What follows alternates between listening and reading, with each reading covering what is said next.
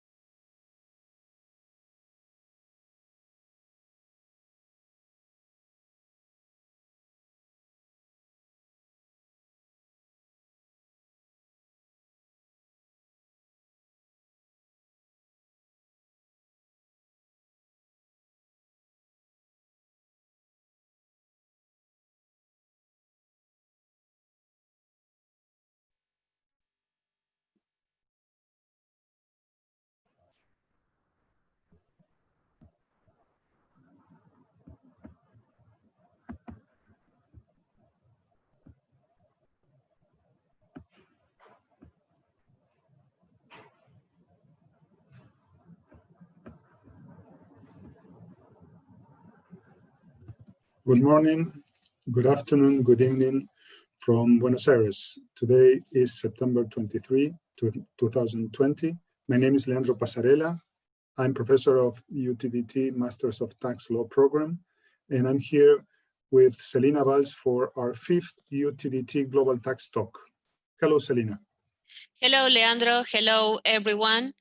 I am María Celina Valls. We are pleased to be back to our 5th dialogue within the UTDT Global Tax Talks. Leandro, could you please explain or remind us what is the purpose of UTDT Global Tax Talks, please? Yes, definitely. Well, as you may remember, UTDT has 3 mottos: academic excellence, pluralism, and equal opportunity.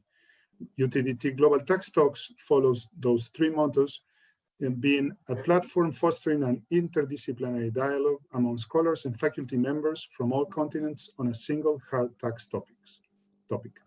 Based on a common questionnaire, tax law professors, economists, and political scientists will share their views on the same issue, offering the audience a comprehensive analysis on the same issue. In its first edition, UTDT Global Tax Talks is covering the impact of COVID-19 on the international tax system. We have a roster of 10 recognized scholars. So far, we have spoken with 4 of them: Professor Avillona, Professor Schoen, Professor Valls Moreno, and Professor Baistrocchi. Today is the turn of speaking with a political scientist, Professor Martin Hearson. Thank you. Dr. Martin Hearson is a research fellow at the Institute of Development Study, where he is International Tax Program Lead for the International Center for Tax and Development. His research focuses on the politics of international business taxation, and in particular in the relationship between developed and developing countries. He uses fields, interviews, documentation, and novel data sets to study how international tax agreements are negotiated. He is the author of Imposing Standard, the North-South Dimension to Global Tax Politics, forthcoming with Cornell University Press. Before joining the International Center for Tax and Development, Martin was a fellow in international political economy at the London School of Economics and Political Science, teaching courses on political economy and global financial governance. Professor Martin Hearson, thank you and welcome to the UTDT Global Tax Talks. Thank you very much for having me. Very nice to have you, Martin. Before we start with our conversation, please let me make an introduction of the situation. As all know, in December 2019, a minuscule life form, the coronavirus, appeared on our human world. Since then, it has silently spread using human beings and their advances in technologies as means of transportation.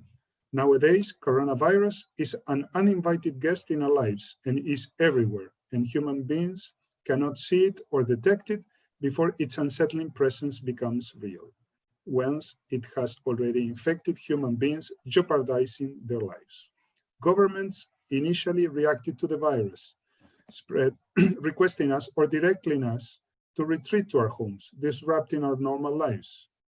Borders were closed, planes were grounded. We cannot move far from our places of residence, and if we do, in many cases, we are required to comply with a preventive quarantine. We live very much as if we were characters of a science fiction book.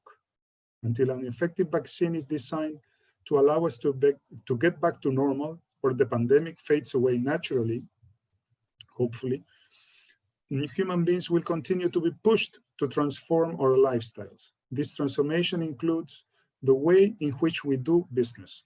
Social distancing is now the rule, and electronic commerce is widespread. Everything is delivered to our doors or screens, and this behavior will likely remain once we learn to coexist with the pandemic. If we change the way we do business, this for sure has tax implications. So far, governments have used tactics and tools already known to them to deal with this pandemic's effects and on their country's economies, and their long-term results are uncertain. In UTDT Global Tax Talks, we will discuss various tax issues derived from the challenges that COVID-19 poses to human beings' economic relations, and how states could deal with them effectively to continue generating revenues to provide the essential services that human beings expect to receive from them. For that purpose, Celina and I have prepared a set of questions that was sent to the speakers in anticipation to our dialogues. We don't know their answers yet, but we will listen to them with much attention to provide our conclusions on November 11. So having made this introduction, I think that we are in a position to start with our first question. Martin, are you ready? I'm ready. Okay, so let's start with the first question. As you know, during this lockdown, the M&E's activities have been disrupted, but they have adapted rapidly, and everybody is operating remotely, okay, as in this case. During this period, the management of the companies may have been located in more than one country, and the activities may have been reduced or performed without the need of any local presence. So now the rule is home office, and many employees and independent contractors have got used to it and may be reluctant to go back to their offices, especially now that there may be a second wave, okay? So it may no longer be necessary to travel so often again. So what do you think about the concept of PE? And thanks very much. Okay, so let me just begin by saying that we had some trouble with my internet connection earlier, and so I apologize in advance if we're interrupted in the course of this talk. Hopefully my slides are going to appear. Should I share them myself? I will share them. Sorry for this, but just bear with me 1 second. No problem. So while they're coming, let me say how I'm going to approach this question. I thought it would be useful to begin by discussing a little bit how I conceptualize the international tax regime before moving on to talk about the challenges concerning PE and more broadly the digitalization questions. So if we can move to the next slide, please. Yes, just bear with me 1 second. Sorry. Great, thanks. So so I think the starting point is to say that in answering any of, in fact, most of the questions that we're going to be discussing today, we need to look at these three different components of the international tax regime. The picture is becoming more complicated than it looks here, and I'll explain why in a minute. But broadly speaking, we have these three different domains in which global tax governance operates. We have the domestic law of countries, and ultimately it's the domestic law that determines the taxation of companies. We have bilateral treaties, and those bilateral treaties become part of domestic law, and they, in many cases, override domestic law. So they actually circumscribe the autonomy of states. They carve out the scope of what it is that states are able to do because of the treaties they've signed. And then there's multilateral soft law, and this is where things are becoming more complicated, because historically it was fairly simple that you had these soft law instruments, the OECD model treaty and transfer pricing guidelines, the UN model, and also regional organizations have their model conventions. And those model conventions and those model instruments, they underpin the negotiation of bilateral treaties, but they also sometimes make their way into domestic tax law, as for example, when countries use the transfer pricing guidelines or adopt aspects of the model treaties' permanent establishment definitions into their domestic law.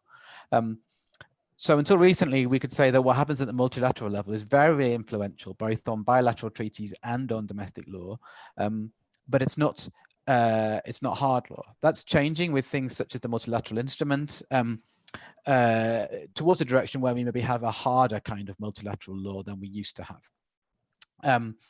The other aspect to say is that the multilateral treaties, multilateral instruments, they're not formed in isolation. It's not like there's a top-down flow from the multilateral level to the bilateral level and the domestic level. In practice, much of what changes in multilateral instruments changes as a result of innovations in individual bilateral treaties and in countries' domestic law.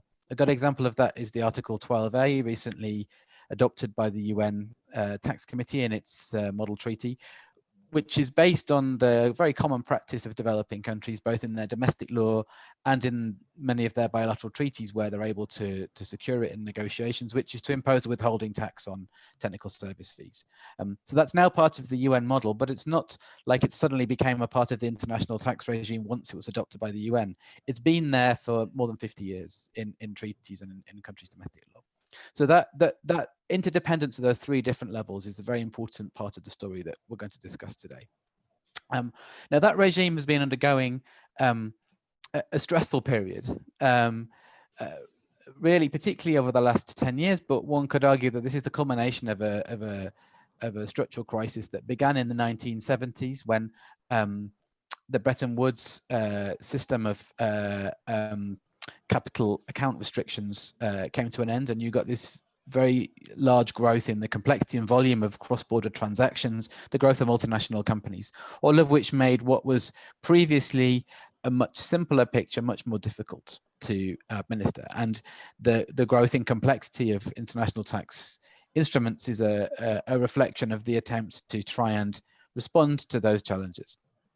Until this year, so last year, I published a paper where we discussed 4 developments that had really been driving a more recent shift from a relative stability in the international tax regime towards what we saw as rapid change. This is with my co-author Rasmus Christensen, who's at the Copenhagen Business School. So the first thing was that in the aftermath of the financial crisis of 2007 to 9, there was a change in the attitude towards the state. There was an expectation that the state, and this is very much I think probably a Western picture. There was a increasing expectation that the state would intervene in the economy in order to secure things for its citizens, because the states had engaged in these huge bailouts of the banking sector, and they'd taken on a huge debt, and they'd had to then respond to that through fiscal austerity. So there was an understanding that the state doesn't just stand back and let the market do what it does.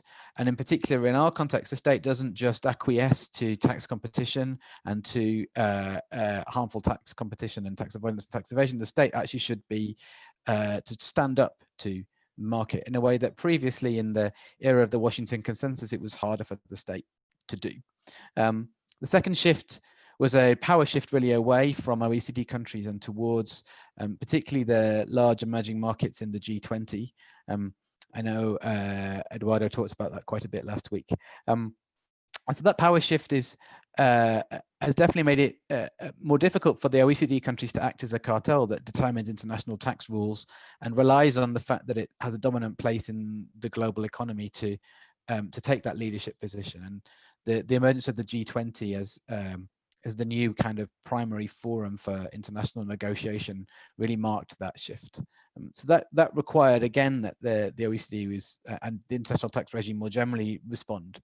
The third thing was a politicization of international taxation. I think particularly corporate taxation has historically been something which has taken place, the policy making and the negotiation, in a very much a technical isolation. There wasn't that much interest from political actors. There wasn't much engagement with it in the democratic process. Sure, there would be debates around what should the corporate tax rate be, for example, but you know, how to design the 5 different transfer pricing methods, and should there be a hierarchy between them? Sorry, 6 different transfer pricing methods. I forget I'm speaking with Argentinians. And what should be the hierarchy between them? That kind of debate was completely absent from any kind of political or public debate, which meant that as it became apparent that large multinationals were not paying as much tax as popular expectation had it they should pay,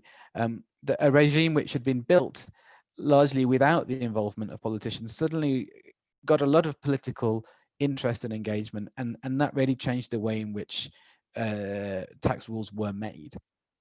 And people describe that the process at the OECD, for example, now is much more a political one, in which decisions are taken at a higher level, particularly like sometimes by finance ministers at the G20, and then implemented by the technical committees, rather than being largely done by the technical committees on their own.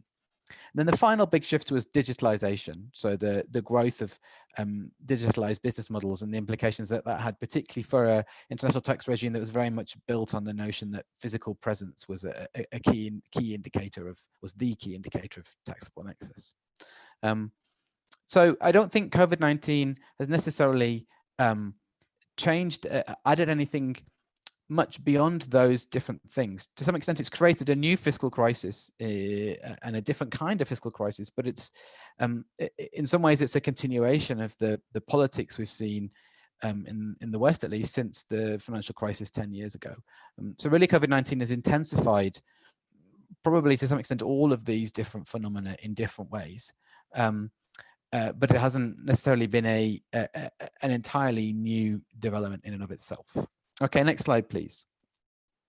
So if we want to ask about the permanent establishment definition, I really wanted to talk about something here that I've been thinking about as I've talked with people from, particularly from African governments recently, who are thinking about how to respond to the emergence of really 2 different debates. One debate happening at the UN Tax Committee with the publication of this new proposal for an Article 12B, which would be around taxation of automated digital services, and then the debate at the OECD, which seems to be becoming more and more frustrating for many countries.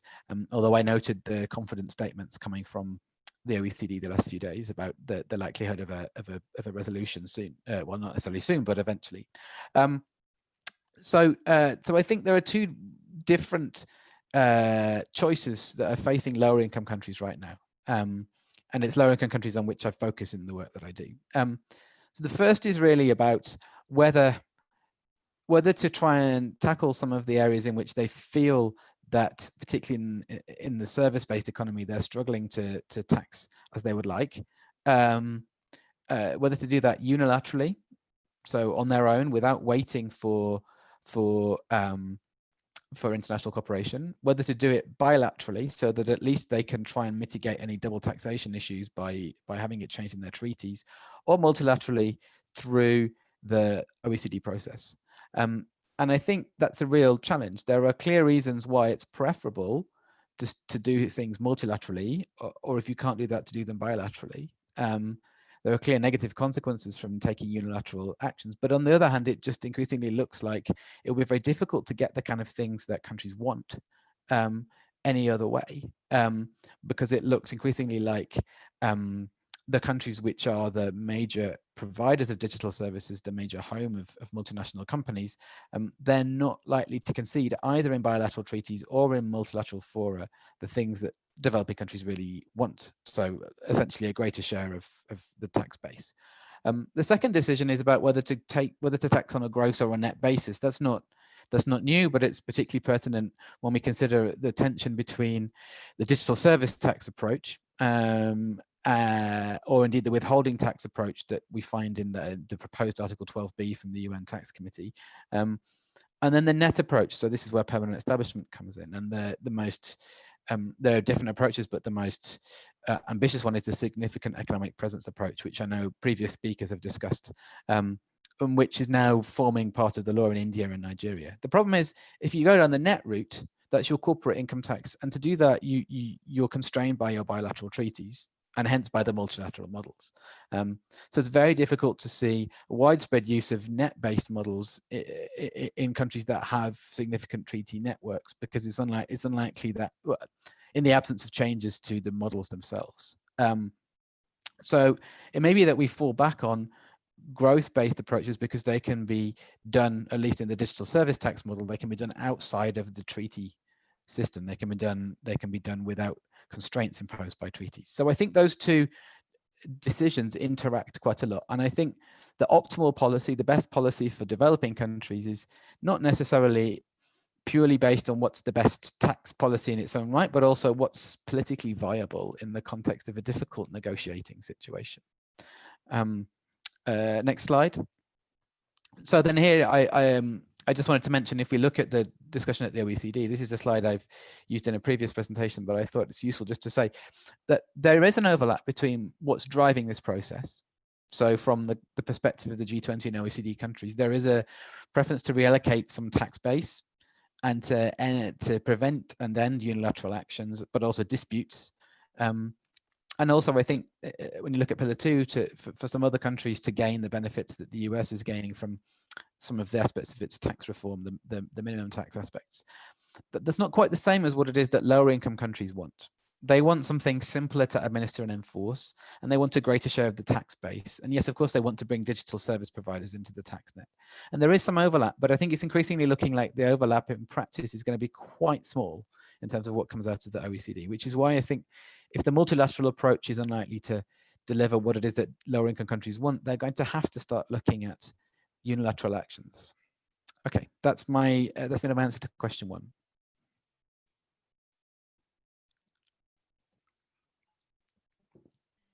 Thank you, Professor, for this very interesting viewpoint on this issue. Now we can move to the second question. Is the current international tax system designed to attribute tax jurisdiction among states fairly so that they can generate tax revenue to deal with situations like the COVID-19 pandemic effectively? Why? If this goal is not achieved with the current system, how could it be attained? Which line of policy should be followed to achieve this goal? So I could spend an hour talking about this, the answer to this question. And what I've done is I've taken a particular bit of it, and some other aspects will return in things we talk about later on. I really just want to ask this question: is the international tax system fair from the perspective of lower income countries? So I have this quote sitting here, which is a quote I've taken from a letter that was sent to the UN Tax Committee by its Indian member back in 2012. But it's an official statement from the Indian government. So the OECD principles have evolved from the perspective of only developed countries, since they were prepared by the OECD countries. And many issues relating to developing countries have not been taken into consideration. This has resulted in serious curtailment of the taxing powers of the developing countries in relation to international transactions. So I think the position that we've seen from the Indian government as the most vocal, but not the only, very much not the only government to articulate this view, is that the international tax system is wholly unfair for the perspective of lower income countries. If we can move to the next slide, please. I want to say that broadly I agree with that, but I think that there is an important caveat. So let's just talk briefly about, if we think back a little bit to the different levels on which the regime operates. Let's just think a little bit about why we might have an unfair situation. So if we look at the history of the multilateral models, we often say they date back to the League of Nations, and the League of Nations negotiations happened at a time which many lower income countries, not those in Latin America, but more broadly in the world, many countries didn't have independence. So many of the lower income countries, India being an example, didn't actually exist in their own right at this point in time. And that has a big implication for the design of the regime. Of course, we did have two competing models at the end of the League of Nations work, the Mexico model and the London model. And the League of Nations didn't actually end its work by saying we should use the London model. It's just that the work came to be dominated by the OECD countries, and they followed an approach that looked more like the London model. And so I don't think we can necessarily claim that the League of Nations process produced an outcome which was wholly biased against developing countries. However, it is the case, if you read Sunita Jagarajan's history of the negotiations of the League of Nations, which I really recommend, it's very much what you see is this process by which, first of all, the big parameters for the discussion are set by the developed countries, by the larger countries. And then when the developing countries are invited in, they can't really change those existing parameters. So their capacity to influence is more limited. And that's probably why we ended up with these two competing models. The UN initially tried to pick up the work of the League of Nations. That was the expectation. But the fact was that at this point in time, if you look at the negotiating documents, which I looked at for some of the notes of those negotiations for my book, you see that actually there wasn't much enthusiasm for the work taking place at the UN, either from the developed or the developing countries. And so the fact that the UN didn't pick up the work, I don't think can be seen as some kind of OECD conspiracy. That's down to the responsibility there is on the developing countries, who, again, many of them, this is still a period at which decolonization is starting to happen, but you have a group of developing countries not very active, not really keen to pursue this, and in fact, in some ways, quite skeptical of international cooperation at all at this point in time. So then the OEEC, which becomes the OECD, picks up the work in 1956, and they naturally produce a model which suits their interests, and that's the model that dominates today.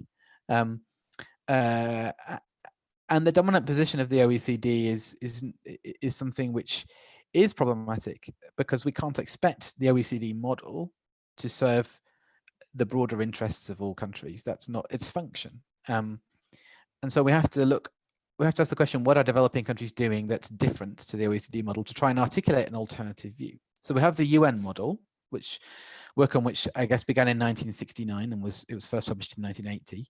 The UN model is not a developing country model tax treaty. It's a model that represents a compromise hammered out by a group of people, balanced between developed and developing countries. So we shouldn't expect the UN model to articulate a perspective that is totally in the interests of developing countries either. That's not its function. Its function is to be a compromise. So then we can look at the regional models, the models that have been developed by groups of developing countries. And we have, in some ways, two ends of a spectrum here. We have the Community of Andean Nations model from 1971, which was a very radical proposal, which was almost entirely source-based, but it never managed to gain traction. One could have imagined a strategy to try and negotiate agreements on the basis of that model, not just amongst the members of the community, but much more widely, with other developing countries that might have been sympathetic, to try and gain more currency for this source-based approach. But that's not something that happened. There are also technical issues with the can model. It's not a perfect approach, but the idea of setting out a radical alternative at least has been tried, but it was never sufficiently, I think, politically invested in by the countries that wanted to do it in the way that you'd need to do to challenge the OECD status quo. Then you have a whole range of other regional models, and while some of these do innovate in ways that are potentially more source-based than the UN model or the OECD model, they're still relatively incremental changes. So what we don't have articulated anywhere is an alternative model against which we can compare the international regime and say, look, it's unfair because it doesn't look like this. And because we don't have that different model, that yardstick against which to compare, I think to say it's unfair is slightly it's slightly in itself unfair on the authors of the regime. I think that we have a regime which looks like a regime that OECD countries want because they built it. And it's up to developing countries to start to work out what an alternative regime would look like, articulate that, and then build it amongst themselves. And we'll come on to talking about some ways in which that's maybe happening a bit. In fact, we've sort of talked about them already with the UN, the moves afoot at the UN right now. If you look at bilateral treaties, this is a really good example. I mean, even if you just take the UN and OECD models as two ends of a spectrum, so the UN model looks more like what would be interesting for developing countries, and the OECD model looks more like what would be interesting for developed countries. even when developing countries negotiate, even amongst themselves, they tend to use the OECD model as much, if not more, than they use the UN model. And there's plenty of research to show this. So even when it comes to bilateral negotiations, even with a relatively weak alternative such as the UN model, developing countries don't use it as much as they could. And that's partly because their negotiating capacity is weak. And one of the main issues, I think, is investment in capacity to try and influence the international regime. Because ultimately, if you don't invest in that capacity, you don't make a concerted effort to influence it, you can't really complain about its unfairness. And so I think that's where we are, is that we don't have an international regime which I would say is fair if you look at it in the whole, but I also don't think that we can place all of the blame on the authors of that regime. I think we also have to ask, what is it developing countries need to do that they haven't tried to try and make the regime look more fair? I think that's my answer to this question. Yep.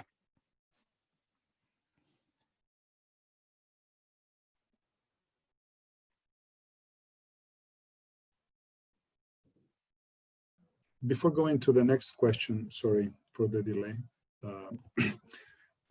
So how do you think that the global tax system should be remade to help the global, the base of the global economic pyramid? I wish I had the answer. I don't think there is a simple answer to this question. You discussed, for example, with Professor Avione about the idea of formulary apportionment, unitary taxation, and there are some people who believe starting from that perspective would work better for lower income countries. My concern about that is thinking from a political perspective. You can certainly identify technical aspects of the design that would be improved in that way, but ultimately anything that requires a negotiation between developed and developing countries is unlikely to look that different to what we currently have, unless something changes significantly about the politics. And so that's why I say investing in negotiating capacity, but I think also moving towards a situation where developing countries don't react to what happens at the multilateral level, or at least don't spend all their resources doing that, but instead start thinking, what is it we want to do? Let's do it. Let's find ways of working with people, with countries where we have a common interest in doing things differently, in ways which we can try and make as compatible as possible with what's already out there. But let's, rather like the European countries did with the digital services taxes, let's say this is how, let's do something which will shake things up. Let's put something into our law so that it has the potential so that it shows we're serious, and then let's come to the negotiating table after we've done that. And I think that's the approach that we need. So we're a long way from having the clear ideas about what it is that we were in terms of technical design, but I think we're closer to knowing what we need to have in terms of strategy for influencing. Thank you, Martin. So now we can move to our third question. Okay, so whether this pandemic is an opportunity to shift from the current international tax system based on the source and residence concept. Okay, whether we should leave them aside and which substitutes we should choose in that case, and the reasons to choose them, and whether the digital services tax has something to do with this. Thanks. So I've got a couple of quotes here that I've taken from official bodies representing developing countries, which I want to take just to show the use of this concept of source taxation and I guess residence by extension. So this first one, the global tax system is stacked in favor of paying taxes in the headquarters of transnational companies rather than the countries where raw materials are produced. International tax and investment treaties need to be revised to give preference to paying tax in source countries. And that's from a group of developing countries, from finance ministers from a group of developing countries that are in the French-speaking world. Next slide, please. The next quote comes from Africa, from the African Tax Administration Forum. Africa is still beset by serious issues such as tax treaties with no appropriate tax allocation rights between source and residence taxation, and thus susceptible to abuse. So it seems that the concept of source is quite widely used to articulate a problem. So if we want to say that there are some reasons why perhaps the concept of source is less helpful right now, I think we need to start by asking what's the problem. Can we have the next slide, please? So my perspective is that source taxation is still a relevant concept. And I quite liked the way that I think it was Passarella articulated this. The issue is that we have a regime which rewards taxation based on capital ownership, that provides taxing rights based on capital ownership rather than being based on value generation. And the issue of adequate remuneration for value generation is the problem. Now, there's a couple of things to say about that. The first is that what we're seeing now is a bifurcation of source, the concept of source really into two different concepts. Destination is the one we hear most, the shift towards market countries or destination-based taxation. The idea that where the consumer market is where the taxing right should lie. And that's all very well, but there's something left if you just if you take residence countries and you take market countries, you leave something, and that's what we might call origin countries if we're going to use the VAT language. That there are countries, rather like the first quote I gave you, where raw materials originate, for example, where the value generation that's perhaps most important to them is not the value generated by selling the stuff that they're part of the value chain for, it's by the extraction and potentially the processing of that stuff.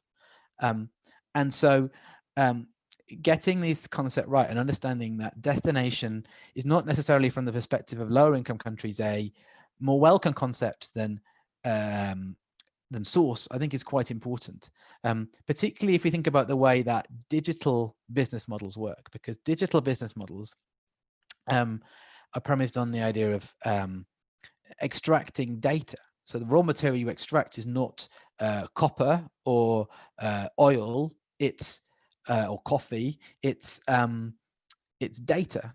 And you take that data from people who may not be your customers, they're your users, but it's not the same thing. And you process it, and then you sell something to someone who is your customer. And some of the live discussion at the OECD has been around the distinction between users and consumers in trying to understand how best to map tax rules onto these business models. So from my perspective, source is helpful because it captures a broader category of things than destination. It means we don't lose track of what we might call the origin countries. The other point about it, I think, is that you know, the way transfer pricing works is it says, let's take this difficult political question of how to divide up the tax base of a multinational company, and let's outsource the answer to that question to the market. And we'll let market prices determine how value is distributed within a multinational company. And to my mind, there's a conceptual problem there, which is that sometimes what the global economy does is distribute value unfairly. And in fact, it's scholarship from Latin America that has the dependency theorists from decades gone past who really brought that to our attention the most.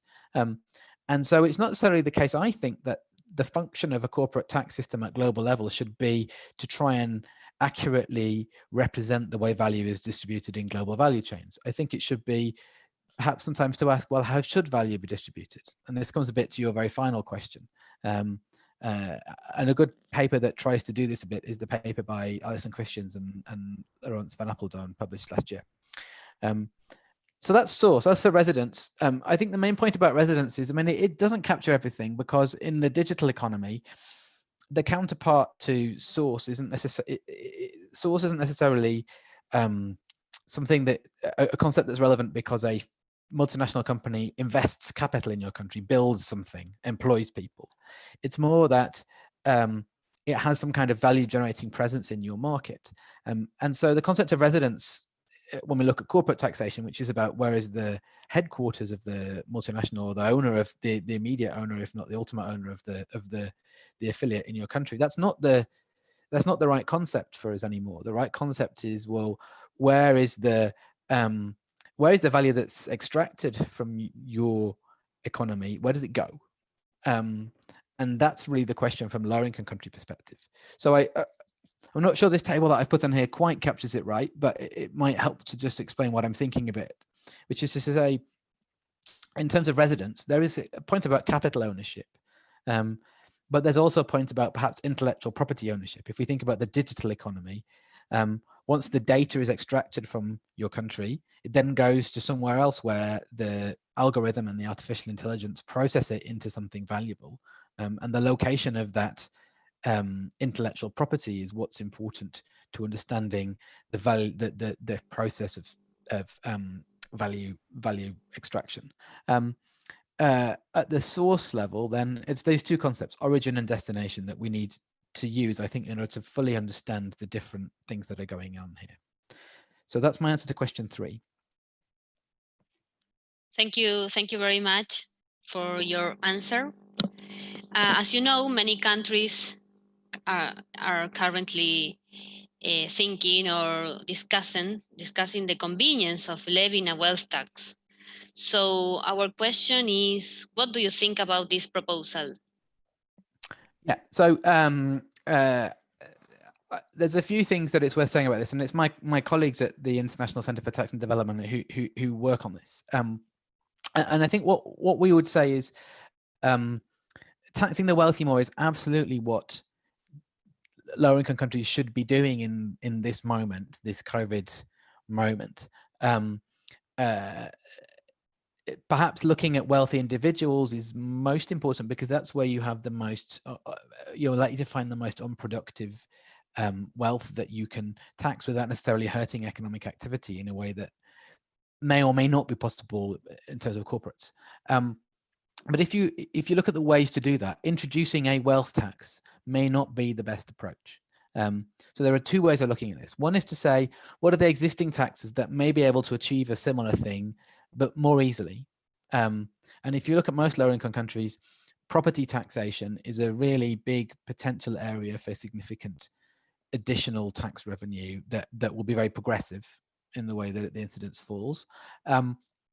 Personal income tax is kind of not talked about enough in terms of lower income countries, I think. And, you know, with the direction that information exchange has gone over the last years, it's becoming easier, not easier, but more possible to try and effectively tax high net worth individuals in a country, as long as you, I think, have the political commitment to do it. And a good example of a country that's been successful on this is Uganda. And then finally, you can impose taxes on luxury goods as a way of trying to get to the wealthy. But then if you want to do something which looks more like an actual wealth tax, the paper by Owen Zolt is quite a good exploration of what they call add-ons. So things which kind of are wealth taxes, but they're not a wealth tax all-encompassing. They're more targeted than that. So one is to essentially impose a surtax on very valuable property. One is to impose a minimum tax on businesses that are closely held, so that are largely owned by wealthy individuals in a country, so as opposed to those that are owned by multinationals. And finally, presumptive taxes on financial assets. So that's another set of options that you can do. But there is a paper about Colombia, which shows that wealth taxes can work, but what you need is really strong enforcement. So you would need to be willing to invest in that enforcement, and you need to be confident that the investment will be worthwhile. So I think the answer is, it probably depends on the country, on the political aspects as well as the economic aspects, whether or not a wealth tax is the right thing to do, as opposed to other options which might achieve similar gains. But certainly the objective is the right one.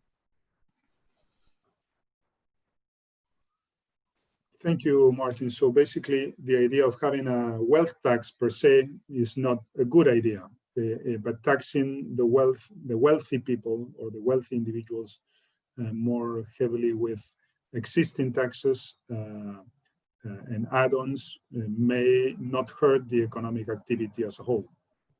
Yeah, I wouldn't say having a wealth tax is not a good idea, but it would depend. For some countries, there may be options which are more practical and cost-effective.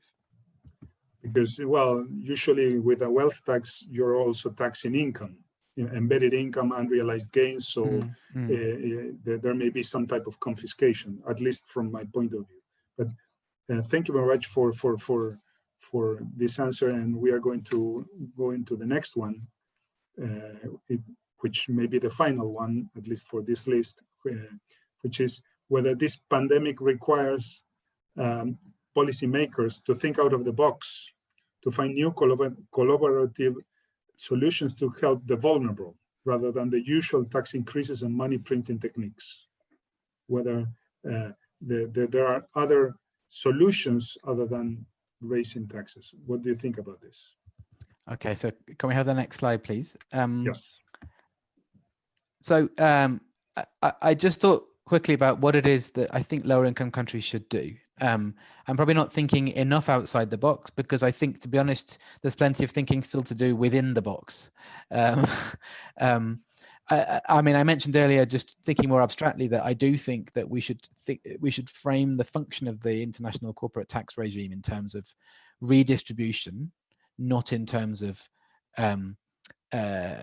neutrality. But having said that, I think the way to achieve that outcome is a bottom-up way by which developing countries reshape the way they do corporate taxation amongst themselves, rather than a top-down way in which that kind of outcome is first negotiated and then applied. So I think there's three things that developing countries need to be doing, and I think all of them are critically important. So the first thing is to strengthen capacity, and the focus on this tends to be administrative capacity. But I really think that while that's important, policy-making capacity, and that includes political capacity of political actors to actually steer the making of policy in this area, is really important. And so too is negotiating capacity. And that can mean everything from working more effectively together in coalitions of low-income countries, to having more highly trained and skilled negotiators, of which there are some very good negotiators, but the pool needs to be enlarged. The second thing is to develop alternatives. And so we've talked about some of them. We haven't talked about all of them. Simplified approaches to transfer pricing, we haven't really covered, but there's plenty of approaches out there. And of course, one of the most famous ones is the sixth method that originates with Argentina. Alternative minimum taxes is a second important consideration. And for example, Kenya has just announced that it's going to introduce an alternative minimum tax. So that's an exciting development that's worth considering in the absence of whatever emerges from Pillar 2. Digital service taxes we've talked about. Environmental taxes is one that we haven't covered, but which I think is going to be increasingly important. These things, the way to do it is to experiment, first of all, nationally, rather than to look to the international level to give you a solution. And then finally, review treaties. So because so many of the things that you want to achieve are constrained by the treaty networks in which you participate, it's really important not just to look at your domestic law, not just look at the multilateral, what's coming out of the multilateral approach, but to ask, how do my treaty networks stop me from doing what it is that I would like to do, and how can they be renegotiated if they can be, or in order to better give me the policy space to do that. So I think those three things need to come together. So I think thinking outside the box is not about, to me, it's not about big grand ideas. It's about a piecemeal approach of ground level innovation that will build up to something potentially game-changing in the long term. Thanks. Thank you, Professor. Now we can move to a question from our audience. The question is the following one. Who are the central players in the international tax regime? What is exactly the strategic role of global low tax hubs such as Netherlands, Ireland, and Luxembourg? Thanks, Eduardo. So who are the central players in the international tax regime? So actually, there's a good point about this that I wanted to make. Looking at it from the perspective of low-income countries, like I think that if you're a country in Africa or a smaller Latin American country, who are the main players? The main players are the large OECD countries and the large emerging economies. And those two groups are slugging it out amongst themselves. They dictate the agenda of what the big negotiations are, and any outcome that's going to be successful has to be acceptable to them. So from the perspective of smaller countries, it might be that quite a lot of what you want, of what would be positive change in your interests, can come about because India is asking for it, or China is asking for it, or Brazil is asking for it. But it might also be that actually you have a different set of interests which aren't represented by any of those players. I think one important way of seeing that is if you look at China's approach to digital taxation, because China, like the US, is an exporter of digital services. It has a protected domestic market, which means it doesn't really import them at all. And so China is not in the same position as developing countries. China is very much in the same position as the US in this discussion. So you can't always look to your powerful allies. And when you can't, then you have to work out how to become a central player yourself. And that is about some of the things I mentioned before: building up your negotiating capacity, building up your own suite of domestic policies.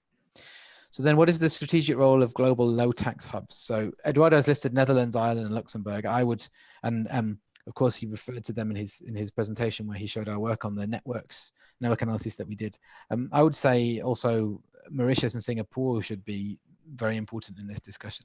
I think the reality is that these countries are starting to recognize that the writing is on the wall, that it's increasingly difficult for them to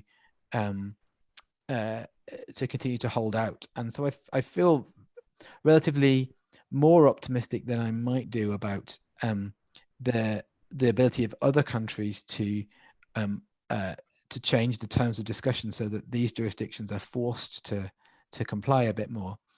I just feel less optimistic that those terms that suit the more powerful players will also be the right thing for the less powerful players. Thank you, Martin. I have a question regarding transfer pricing. Do you think that do you agree that this pandemic has affected the intercompany transactions comparability, and which would be the solutions to determine the arm's length range during this pandemic?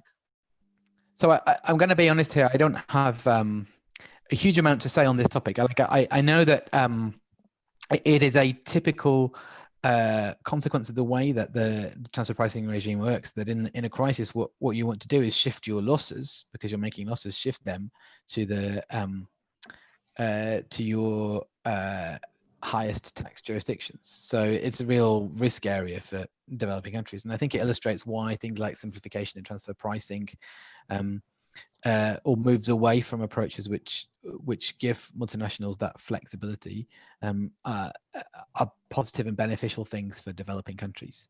But I will leave it to the transfer pricing experts to talk about this in more detail. Okay, that's fine. No worries. But then let me ask you another question, which is, what do you think that taxpayer behavior could be in a scenario of tax increases and this pandemic and with the economic downturn?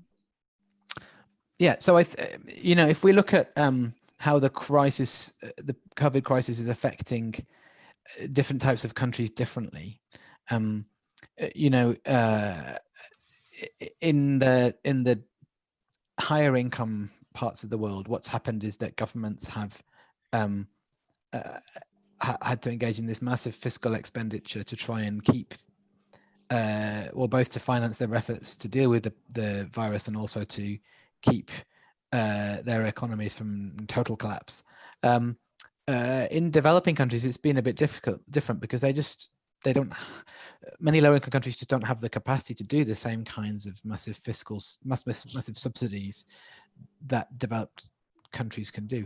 And instead, a lot of the impact on developing countries, I think, is coming as spillover in economic interactions. It's things like the decline in demand for many of the things that they produce, the raw materials they produce, and the impact on their exchange rates has been really significant.